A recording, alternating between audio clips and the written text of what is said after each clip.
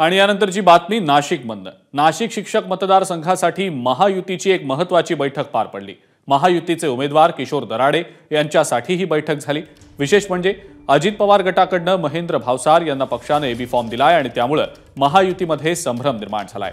तर दुसरीकडे छगन भुजबळ यांनी बैठकीला दांडी मारलेली आहे आणि यावर आता भुजबळांनी स्पष्टीकरण देत सगळ्याच बैठकांना हजर राहणं शक्य नसल्याचं म्हटलंय। काहीतरी आपलं काय वडाचं पान त्याचं काय म्हणतात पिंपळाला लावायचं काम कशाला करता भाऊ? आणि तुम्हीच मला नाराज आहे का 10 वेळा विचारून 10 वेळा तेच उत्तर द्यायला काय अर्थ आहे? आणि आता या मीटिंग्स वगैरे तर आमचे जे आहेत जिल्हा प्रमुख आहेत किंवा तिथले काही प्रमुख लोक आहेत ते करतात। त्या सगळ्या मीटिंग मीच अटेंड करणार का? उगीच काहीतरी आपलं इथे नाही गेलं म्हणून ते झालं काय?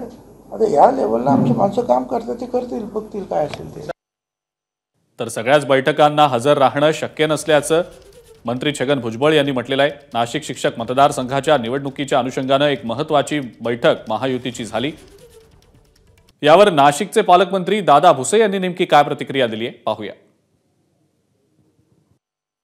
उत्तर महाराष्ट्राच्या शिक्षक मतदारसंघातील महायुतीचे उमेदवार माननीय किशोरजी दराडे यांच्या प्रचारार्थ महायुतीचे सर्व सन्माननीय पदाधिकारी, सर्व सन्माननीय लोकप्रतिनिधी यांची बैठक आज या ठिकाणी संपन्न झालेली आहे। छगन भुजबळ नाशिकमध्ये असून देखील आपल्या बैठकीला आले नाही।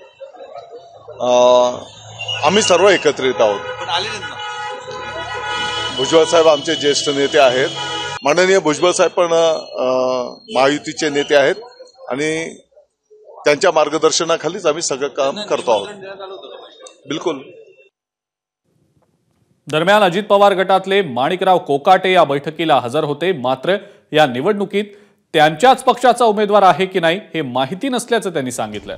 तर अजित पवारांचे आदेश आल्यास पक्षाच्या उमेदवाराचा प्रचार करणार असल्याचं त्यांनी स्पष्ट केलं।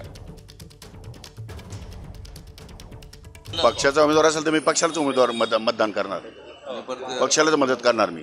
पण मग नेमकं जर पक्षाचा उमेदवाराची मागणी नसेल, पक्षाने मागणी घेतली नसेल आणि मला अजितदादांनी जर आदेश दिला तर मी अजितदादा सांगेल तेच काम करणार। मी आत्ताच वरती मीटिंगमध्ये विषय मांडलेला आहे की सध्याच्या राजकीय परिस्थितीमध्ये प्रचंड लोकांच्या मनामध्ये संभ्रम निर्माण झालेला आहे। या परिस्थितीत लोकांचा संभ्रम दूर करणं तुमच्याकडे 2-3 महिने शिल्लक आहेत। विधान परिषद आणि विधानसभेच्या निवडणुकीच्या अगोदर जर तुमच्या सुधारणा झाली नाही तर दुर्दैवानं तुमच्यावरती वाईट प्रसंग येऊ शकतो। तुमच्यावरती जेव्हा वाईट प्रसंग येतो तेव्हा आमच्यावर येतो आणि पर्यायानं कार्यकर्त्यांवर जातो। एबीपी माझा, उघडा डोळे बघा नीट।